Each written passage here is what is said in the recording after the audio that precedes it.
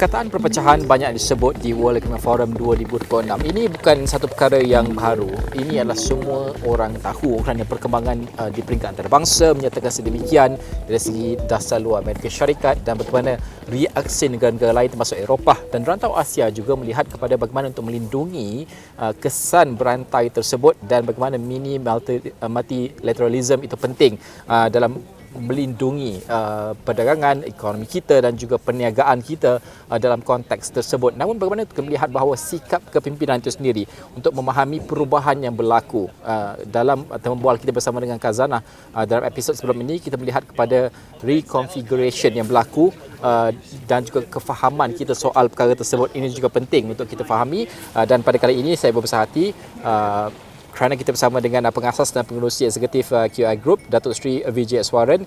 Datuk Seri, thank you so much for joining us once again at World Economic Forum 2026. Very crucial and important. We're going to have our US President Donald Trump is coming, and also this is the most participated by world leaders. 68 by world leaders is going to join World Economic Forum 2026.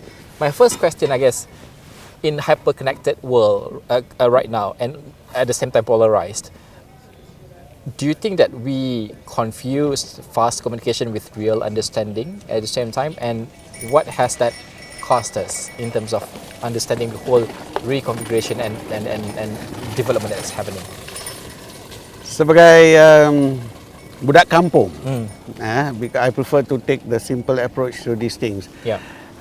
Because we are not lecturing or getting into this in great depth. It's Right. enough that we understand that the world is going through a paradigm shift sekarang.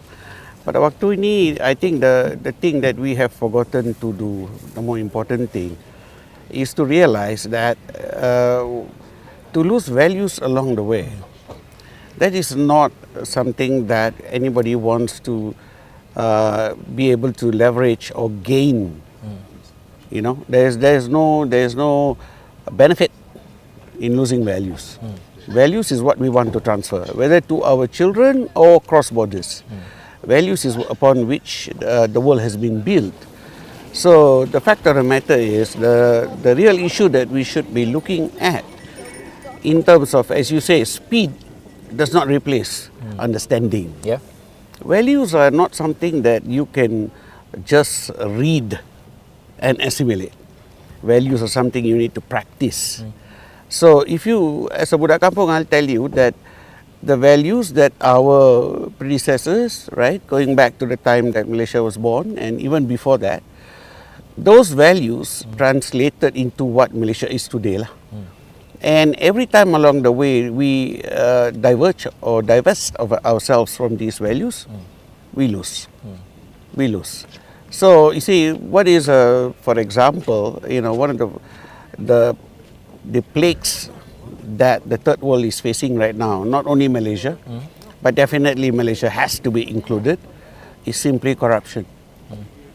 Corruption is not understanding values. It's actually the opposite. We are chasing the opposite, which is wealth. And that ends up with us being, the wealth being concentrated in the hands of too few. And unfortunately, the people who suffer the most are at the bottom of the ladder. Yeah. And I think one of the most powerful values that I would like to move on to is listening. This is something that you and I have discussed already. Yes. So listening ialah sebenarnya is a superpower. And for any leader who listens, he is able to see the other side of the coin. Even knowing 80% of whatever subject that you are dealing with, some leaders are overconfident because they think they know 80 or 90, or even more, in their opinion, is not enough. Because the 10% we do not know could be critical. Yeah, you're right. You see? So sebenarnya, what has happened in Malaysia, and I want to refer back to Malaysia first before we look at the global consciousness. In Malaysia, if we have lost our way, which unfortunately appears that we have, all right, then the whole thing drops down to this. We have stopped listening. We have stopped listening. And we start making assumptions. because when you don't listen, you assume. Memangnya it's just like there's no jambatan across the sungai, Yeah. So we are jumping across, so we make an assumption. Assumption, the problem with assumption, in the words of some other American mentor of mine, you make an ass of you and me. Every time you assume, you make an ass of you and me. So it's the same. So we have leaders who have done this. And, sooner or later, the election speaks for itself. Yep. Before, I want to talk about the empathy of it, because listening to the problem is very important so that you can come up with the good policies that really tackle the problems. But you mentioned about chasing wealth. Now, do you see that the current economies really can balance out chasing wealth at the same time well-being? Because today, as we do this recording, Oxfam Working Forum just come out with the report stating that more billionaires are being created, and the gap for the most vulnerable groups of people globally widen as we speak. We had this discussion many years before. Yes, we did. And it seems that we did not find the solutions. There is no solution to be found. There's only a solution to be practiced. If you go back to our old way, our old ways had a lot of wisdom in it. And what kids of today have is speed, connectivity, and technology. They have access to more information in their fingertips than we have had in a lifetime. And they can draw upon it in an instant. But tak guna tu. It's not something that we can, convert into practice. That requires experience. And it is only when knowledge is combined with experience that you have wisdom. And it is wisdom that defines who is who in this world. So in terms of these, having these billionaires, so to speak, many of them got it too fast, too soon. Yeah. Mereka pun tak faham. They don't understand why they have it, how they got there. And this is a challenge. Whereas, organic growth or evolution, which is what Malaysia should aspire to be, requires a step-by-step approach. So going back to this issue of us losing track of our values. Yep. Now, we don't listen anymore. Hence, decisions are not made by consensus. Right. When one man decides he knows what is good for the rest of the nation or what of the world, that's what the definition of a dictator is, in essence. So there's a good reason why many of our elders will say, kita ada dua telinga. We have a pair of ears, dua, right? And two eyes, yeah? Everything in our body is double, tapi ini aja. So when you use this too much, we forget to listen. Yep. And when we forget to listen, we forget to think. And decisions made without thinking results in the disasters that we face in the world. Yeah, talking about listening is very crucial and very important. Dr. Sri, why do you think that the world leaders, our leaders, find it difficult to admit that they don't know things, that they need to learn and they need to listen from the people who are actually facing problem before you come up with the solution? Well, this Davos is a case in point. People come here to grandstand. They come here to make sure that everybody is listening to them. And the fact of the matter is everybody is trying to talk more and listen less. One of the reasons I keep coming back to Davos is it is a fascinating study of human evolution and of human relationships. So when I sit here and listen to these people, it gives me a great insight which I take back home. Because that's where I think it helps me in a pragmatic way. That is, I begin to recognize this is not what I want to be. This is not who I want to be. And, if at all we are going to change, it has to start with me. So when I go back, I try to put into practice. From Davos, I pick up a lot of things which I want to implement and a lot of things that I don't, that I want to change away from. So that is a very powerful thing. And it reminds me very much of my own upbringing. As I told you, my budak kampung, I grew up in Terengganu. And I'm telling you that the wisdom of some of our, elders back home was a lot more potent and necessary today. You know, it is my grandfather's wisdom which I relate to right now and recognize. You know, simple things. Because sometimes we forget. Power is, unfortunately, the worst of all addictions. You know, people talk about drug addiction, alcohol addiction. I'm telling you, there is nothing worse than power. You see, and no amount of power is enough. They want more and more. You know, they want to take on more, they want to absorb more, and it never stops. A billionaire who spends $1 million a day, as many of these people here are capable of, still will never exhaust what they have, you know, in one lifetime. Yep. But they are chasing again. So, you know, we have forgotten how to be grateful, which is a fundamental issue. You know, and everything starts with gratitude. Because if you start with gratitude and being grateful, then we can learn to live life, because we'll be content as opposed to being chasing, you know. And this chasing thing is something that is also addictive and ends up going nowhere. So I'm of the opinion that wealth in the hands of too few, sadly, something that I have learned to especially feel here in this environment, is damaging the world more so than anything else. You know, most of the wars that you see right now, they're not a result of, you know, political issues. They are simply a source of power and show of force. You know, mine is bigger than yours. That's what you want to do in the world. And unfortunately, that is part of the challenge we are facing.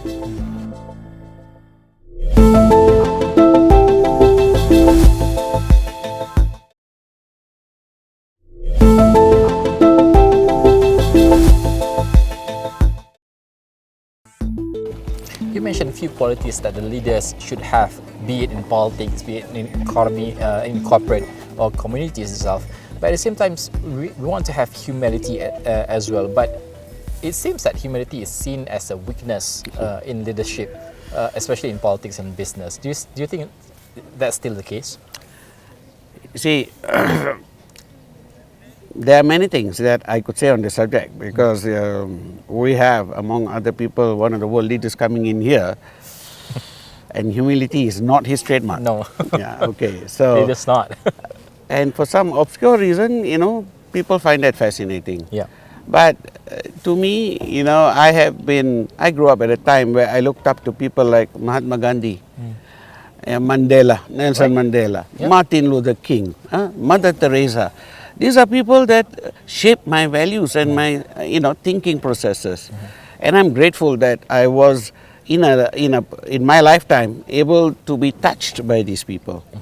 So I don't believe that you know, people who do not appreciate or understand humility last very long, in any sense of the word. History has been built over and over again in the legacy of people who understood humility. Humility is not a weakness, it is a strength. And people sometimes forget that being humble does not mean you have to be meek. Tak payah takut. You don't have to be worried or fearful. Humility requires courage. Humility requires deep strength. And humility is something that all our leaders right now can use a lot more of today. You are talking about emotional economy. This is very important to have. Yes. In order for us to solve the problem that we are facing currently, not currently, I mean for many years before, even until today. Do you think that we still have that chance heading towards that? The problem with a hyper-connected world, such as we are facing right now, is this, it is leading to where there's more apathy. Being detached is something I can relate to. I think all leaders need to have a certain level of detachment. Right. So I don't believe in making decisions by emotion. You know, emotional decisions always lead to disaster. Right. So I do believe in detachment, but what we lack is empathy. What we lack is more and more empathy out there, because we have an overload of information that we are unable to process and cannot relate to. Our kids unfortunately, the next generation who are going to take over, they are not being given the understanding. So they can't go deep. They have a great understanding, which is shallow, right? Far more than we ever had. But what we need is depth. Trees that last 100 years have roots that go down. You see? Otherwise, we are lalang. So I think that the trick lies in the fact that we need to understand ourselves first before we try to take on the world. It seems that the world leaders, the leaders in politics are busy in focusing the near-term risk, the changing of economic, geopolitical and all that. It seems that it's hard for them to comprehend the importance of investing in people because this is a long-term investment.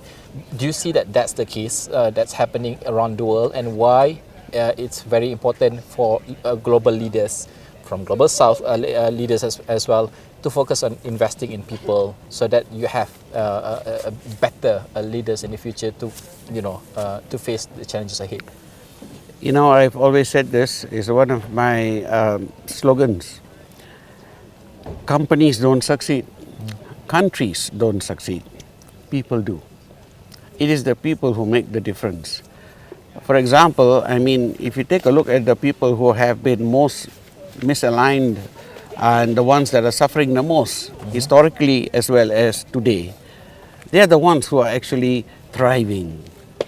All right, we are in essence coming from the third world, and in the third world it is teeming with people who do not have, the kind of opportunities that the first world has.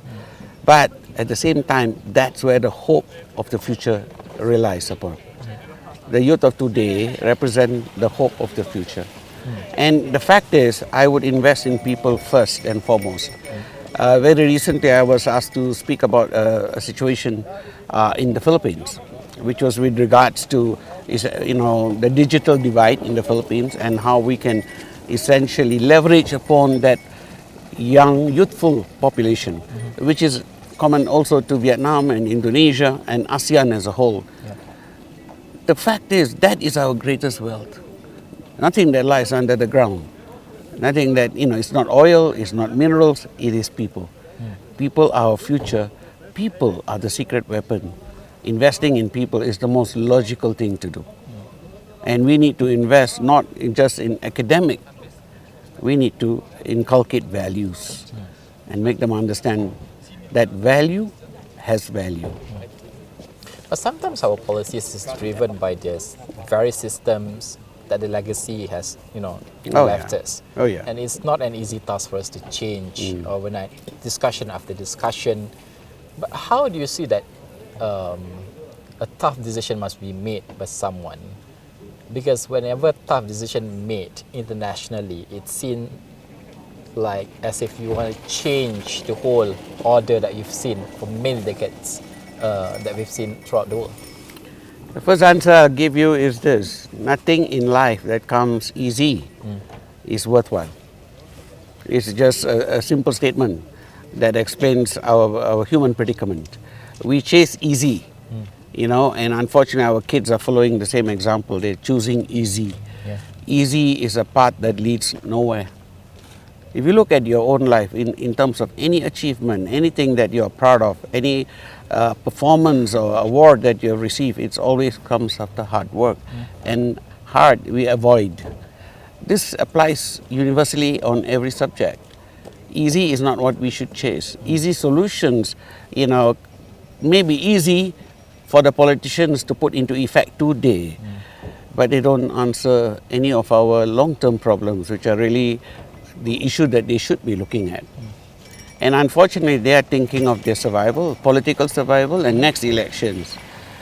The reality is, if we could just understand, easy is essentially the path downwards. Yep. So your objective is, whatever you do that is hard, is changing something inside of you, whether as a country or as an individual. When you're doing something that is hard, you're changing. You're actually working on yourself. And even failing is okay, because if you worked hard and failed, you are growing. Failing because you have not tried, because it is too easy, that's a slippery slope. But if you are working hard, then failing is a stepping stone. And even for Malaysia, right now, we should be looking at this as something that we need to embrace. Work hard. It will lead to growth. Globally, not just in Malaysia, we have a trust deficit Oh, yes. in our institutions, our leaders, policymakers, even corporates to an extent. How do we build it again? Because we had the discussion for many, many years in World Economic Forum. How do we build that trust again? See, trust is a two-way street, no? It requires two people to trust, hence it's something that needs to be built upon.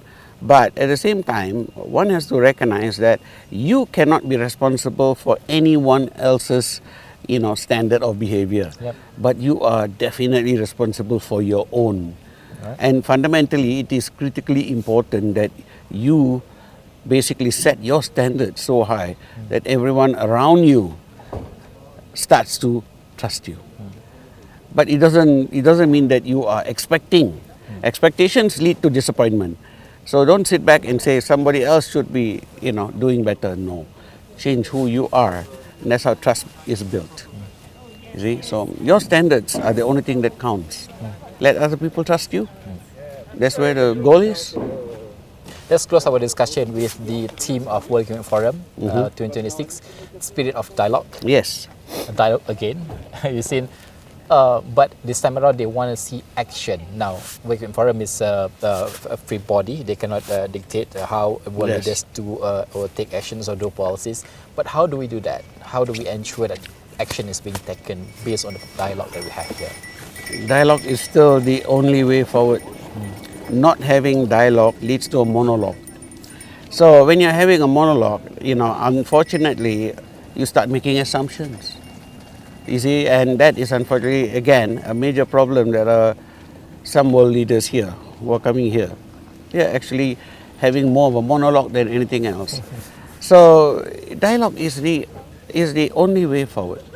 And in dialogue, we have that opportunity to see the other side. And it's critical that solutions are found in dialogue.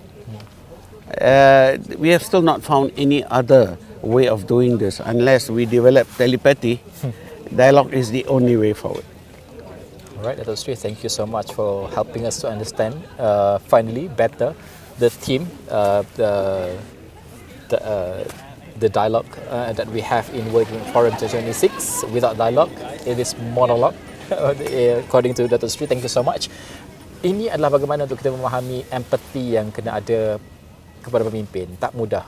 Sebab satu adalah legasi politik untuk dipertahankan. Kedua adalah apa yang mereka mahu laksanakan dari segi politik dan kepentingan mereka sendiri.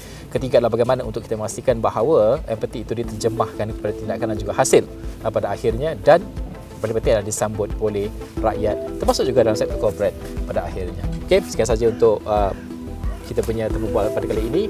Ada banyak lagi temu bual yang kita akan bawakan dari World Economic Forum 2026.